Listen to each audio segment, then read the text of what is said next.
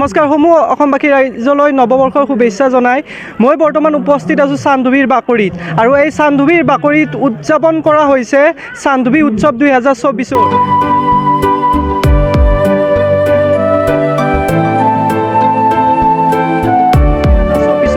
আজি 1 জানুৱাৰীৰ পৰা ইতিমধ্যে চান্দুবি উৎসৱৰ 5 দিনীয়া বৰ্ণাঢ্য কাৰ্যসূচীৰে আয়োজন কৰিছে। আমি কথা পাতিম এই 5 দিনীয়া বৰ্ণাঢ্য কাৰ্যসূচীত কেনেদৰে তেওঁলোকে আগুৱাইছে আৰু কি কাৰ্যসূচী হাতত লৈছে। হয়, আজি ৪ৰ্থ বাৰ্ষিক চান্দুবি উৎসৱৰ আজি আমাৰ প্ৰথম কাৰ্যসূচী আছিলে পতাকা উত্তোলন। আজি গোটেইখিনি আমাৰ ইনগ্ৰেশ্যনেই হৈছে। থলুৱা খেল ধেমালি হওক, লাঙামৰা প্ৰদৰ্শনী হ'ল, তাৰপিছত থলুৱা খাদ্য মেলা, বাণিজ্য মেলা আৰু আমাৰ গেষ্ট হাউচখন আজি আমাৰ অপেনিং হৈছে আৰু আমাৰ লকিয়াখনো আজি আমাৰ উন্মোচন হ'ল ইতিমধ্যে। আৰু আমাৰ যিটোকে আমাৰ 4 দিন আৰু আছে, 4 দিনত আমাৰ বৰ্ণাঢ্য কাৰ্যসূচীৰে আমাৰ থলুৱা লোককৃষ্টি আৰু থলুৱা খাদ্য সম্ভাৰবিলাক আমাৰ ইয়াতে উপভোগ কৰিব পাৰিব। আপোনালোকৰ বিগত বৰ্ষকেইবিলিৰ দৰে এইবাৰৰ দৰ্শনাৰ্থীৰ মানে ভিৰ কেনেধৰণৰ? হয়, আচলতে বিগত বৰ্ষৰ দৰেও এইবাৰেও আমি যি 1 তাৰিখে মানুহ বহুতখিনি দেখা পাইছোঁ, বহুতখিনি আগমন হৈছে মানুহখিনি। হয়, এয়া আছিল চান্দুবি পৰিচালনা সমিতিৰ বিষয়ববীয়াৰ বক্তব্য। আমাৰ লগত আছে যি চান্দুবিৰ আলোচনী প্ৰকাশ কৰা হয় লকয়া, এই লকয়াৰ লগত জড়িত বিষয়ববীয়া। আমি লকয়াখনৰ মানে কেনেধৰণৰ তথ্য পাব ৰাইজে লকয়াখন? এইবাৰ আমাৰ ৪ৰ্থ বৰ্ষক চান্দুবি উৎসৱৰ যি আমি আলোকসজ্জাৰে আমি চান্দুবিখন সজাই পৰাই যে তুলিছোঁ, হাতত ধুনীয়া কৰিছোঁ।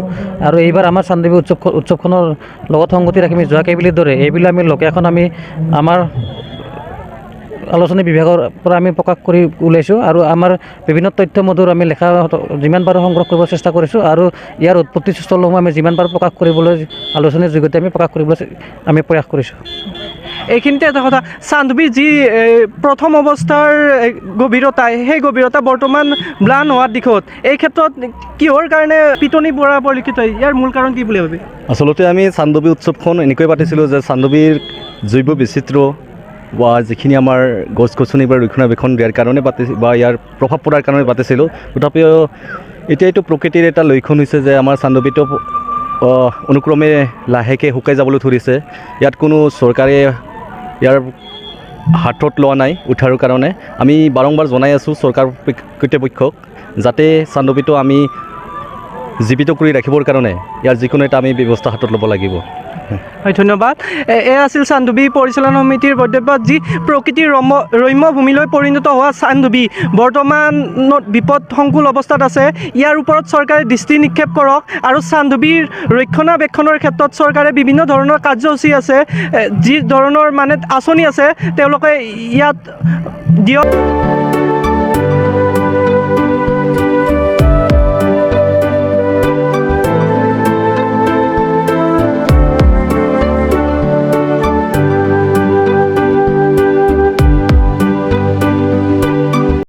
ইংৰাজী নৱবৰ্ষ আৰু প্ৰথম দিন আৰু ইংৰাজী নৱবৰ্ষ 2024ৰ এই প্ৰাক মুহূৰ্তত মই অসমবাসী ৰাইজক নৱবৰ্ষৰ শুভেচ্ছা জ্ঞাপন কৰিছোঁ।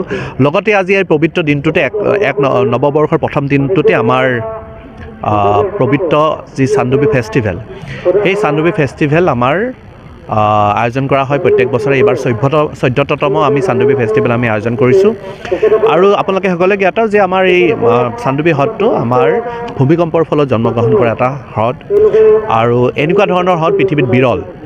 আৰু এই চান্দুবি হ্ৰদৰ ওপৰত বেছ কৰি আমাৰ এই যি চান্দুবিৰ পাৰ আছে, এই পাৰত আমাৰ যথেষ্ট আমি ৰাভা বড়ো অন্যান্য জাতি জনগোষ্ঠীক লৈ আমাৰ এই অঞ্চলটো অধ্যুষিত। আৰু বিশেষকৈ আমাৰ ৰাভা জনগোষ্ঠীৰ যি আমাৰ বাৰচু আছে, বাৰচুসকলে বিশেষভাৱে আমাৰ এই চান্দুবি ফেষ্টিভেলৰ তেওঁলোক প্ৰধান উদ্যোক্তা। আৰু প্ৰত্যেক বছৰে 14 বছৰ আজি সম্পূৰ্ণ কৰা হ'ল আৰু এটা ধুনীয়া আমাৰ ইয়াতে লোকেল কালচাৰ আৰু লগতে বিভিন্ন জাতি জনগোষ্ঠীৰ যিবিলাক কালচাৰ আছে ইয়াত প্ৰদৰ্শন কৰিবলৈ আমি যত্ন কৰোঁ।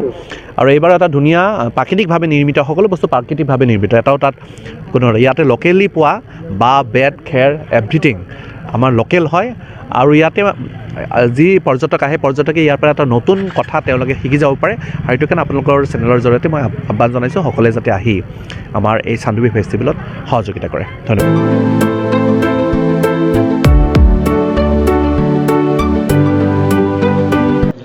প্ৰথমে মই 2024 যি মহিলা দিৱস সকলোকে শুভেচ্ছা আৰু উদযাপন জ্ঞাপন কৰিলোঁ নতুন বৰ্ষৰ। আহি থকা দিনত সকলোৱে ভাল হওক, আনন্দৰ নতুন নতুন বাৰ্তা শুভবাৰ্তা কঢ়িয়াই আনক আমাৰ সমাজ জীৱনলৈকে, তাকে মই কামনা কৰিছোঁ। আজি 14 বছৰে ইয়াৰ উদযাপিত হৈছে উদযাপন সমিতি। বহু আশাৰ প্ৰত্যাশা, বহু অভাৱৰ অনাটনৰ মাজত এই চান্দৱী উৎসৱ, বিশেষকৈ চান্দৱীৰ ঐতিহ্য সংৰক্ষণ, খাদ্য, নৃত্য গীত বা ইয়াৰ আৰ্থসামাজিক দিশটোক কি ধৰণে বিশ্বজনীন ৰূপলৈকে নিব পৰা যায়, প্ৰচাৰ কৰিব পৰা যায়, তাৰ ওপৰত আহিছে। ভালপোৱা থাকিবই, কাৰণ ভাৰতবৰ্ষ এখন গৰীব দেশ, উন্নয়নশীল দেশ, ধনী দেশ নহয়। তাতে অসম, তাতে চান্দৱী, তাতে জনজাতিৰে আৱৰ্তিত এটা অঞ্চল। তথাপি মানুহবিলাক কৰ্মঠ, মানুহবিলাক সৰ্বাংগ সুন্দৰ, মনটো ভাল, মনটোৰ চখিন, ধনী। মই ভাবোঁ চৰকাৰ আহি থকা দিনত সাহায্য নিশ্চয় আগবঢ়াব, দৃষ্টি আকৰ্ষণ ৰাখিব। কাউন্সিলে প্ৰদান কৰিছোঁ।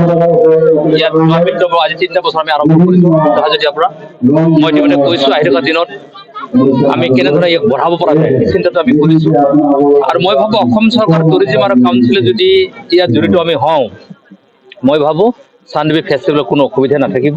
আৰু সেইকাৰণে মই আশা প্ৰকাশ কৰিছোঁ, আমি যি ধৰণে আৰ্থিক সাহায্য প্ৰদান আমি কৰিছোঁ, সেই ধৰণে তাৰ অকণমান বেছি যদি অসম চৰকাৰে সহায় কৰে, মই ভাবোঁ চান্দৱী ফেষ্টিভেলৰ ক্ষেত্ৰত আৰ্থিক সংকট নাথাকে। সেই আশা মই ৰাখিলোঁ। আৰু এই নতুন বৰ্ষই মই ভাবোঁ চান্দৱী ফেষ্টিভেল অহা যিসকল পৰ্যটক আছে, যিসকল প্ৰকৃতিপ্ৰেমী, বনভোজপ্ৰেমী আছে, সকলোৱে আহক আৰু চান্দৱীৰ প্ৰতি মৰম, ইয়াৰ অধ্যয়ন, গৱেষণা আৰু ব্যৱস্থালৈ আহক। আৰু আপোনালোকৰ যোগেদি সমগ্ৰ অসমবাসী ৰাইজক মই আহ্বান জনাম, গুৱাহাটীৰ নাতিদূৰত আছে ওচৰতে, সকলোৱে চান্দৱীলৈ আহক, থলুৱা খাদ্যৰ সমাভাৰ লওক, থলুৱা পনীয়াৰ আমেজ তেখেতসকলে লওক, কৃষ্টি সংস্কৃতিৰ নৃত্য উপভোগ তেখেতসকলে কৰক। আৰু তাৰ সমান্তৰালভাৱে সেই হ'লে মই ভাবোঁ ইয়াত এটা আৰ্থসামাজিক দিশ উন্নয়ন হ'ব আৰু জীৱন জীৱিকাটো উন্নত হ'ব। এইখিনি মই সেইকাৰণে কথাখিনি মই ক'লোঁ যে ৰাভা ছাত্ৰ সন্থাৰ দ্বাৰা এই অনুষ্ঠান চলি আছে, তাৰ দ্বাৰা উদযাপন সমিতি হৈছে। মই সেইকাৰণে কথাখিনি ক'লোঁ যে কাউন্সিল আজি এখন নন ছ'চিয়েল কাউন্সিলত যিখিনি আমি আৰ্থিক সাহায্য প্ৰদান কৰিছোঁ, মই নাম ক'ব খোজা তেখেতক সুধি ল'ব আপোনালোকে, ছাফিচিয়েণ্ট আমি কৰিছোঁ। কিন্তু তাতকৈ অকণমান বেছি দিলে গোটেই অনুষ্ঠানটো হৈ যায় অসম চৰকাৰে কৰিলে। গতিকে সেইকাৰণে মই ভাবোঁ আহি থকা দিনত সেই দৃষ্টি ৰাখিব। আৰু বিশেষকৈ অসম মুখ্যমন্ত্ৰী ডাঙৰীয়াৰ প্ৰতি মোৰ আহ্বান থাকিল, সেই মৰম আৰু দৃষ্টি তেখেতে নিশ্চয় দিব। আৰু যদি তেনেধৰণৰ মৰমৰ দৃষ্টি দিয়াৰ যদি কিবা অসুবিধা আছে, মই ভাবোঁ কাউন্সিলখনে এই নতুন বৰ্ষৰে যদি শক্তিশালী সাংবিধানিক কৰি দিয়ে, তেতিয়াহ'লে আহি থকা দিনত এই চান্দৱীৰ যি ফেষ্টিভেলৰ দায়িত্ব আমি কাউন্সিলে বহন কৰিম।